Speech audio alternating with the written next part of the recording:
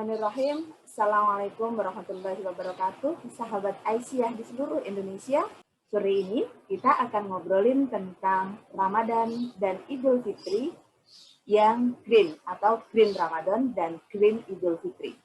Ada beberapa hal yang sangat penting kenapa ini mesti kita bawa dalam momentum Ramadan ini. Yang pertama adalah kita semua adalah khalifah. Kita semua adalah makhluk yang dimuliakan oleh Allah. Sebagaimana Al-Baqarah ayat 30 yang berbunyi, dan ingatlah ketika Tuhanmu berfirman kepada para malaikat, aku hendak menjadikan khalifah di bumi. Mereka berkata, apakah engkau hendak menjadikan orang yang merusak dan menumpahkan darah di sana, sedangkan kami bertasbih memujimu dan mensucikan namamu. Dan Allah berfirman, sungguh aku mengetahui apa yang tidak engkau ketahui. Artinya dari surah itu kita tahu bahwa kita sebagai khalifah dilarang untuk membuat kerusakan dan pertumpahan darah. Maknanya adalah kerusakan adalah tindakan kerusakan yang dilakukan oleh setiap manusia kepada alam. Sedangkan pertumpahan darah adalah bentuk dari konflik atau peperangan yang disebabkan oleh sumber daya alam. Nah, makanya tentang kampanye, tentang nilai Ramadan, green Ramadan dan green Idul Fitri ini menjadi sangat penting sebagai sebuah momentum untuk memulai atau untuk melanjutkan dari yang sebelumnya sudah kita lakukan. Sahabat Aisyah yang kami sayangi dan kami cintai, kita semua tahu bahwa Ramadan adalah saatnya kita untuk refleksi, saatnya kita untuk katarsis, kemudian kita akan mencari solusi-solusi yang paling baik, yang paling dekat dengan kita.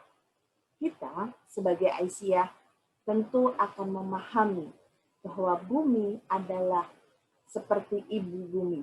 Bumi adalah ibu, di mana ketika seorang ibu, dia akan bisa merawat dengan baik anaknya, dia akan sangat baik merawat keluarganya, dia akan sangat baik merawat generasinya. Oleh karena itu, mari kita lakukan green Ramadan dan green Aisyah. Apa yang bisa kita lakukan? Semuanya bisa kita lakukan.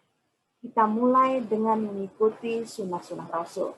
Misalnya, dalam kita berwudu, saya pernah mendengarkan bahwa Rasulullah hanya menggunakan 2 gayung air untuk dipakai berwudu. Artinya betapa hematnya Rasulullah terhadap air. Kalau kita punya kesempatan yang melimpah terhadap air, bukan berarti kita kemudian membuangnya. Kita harus berhemat.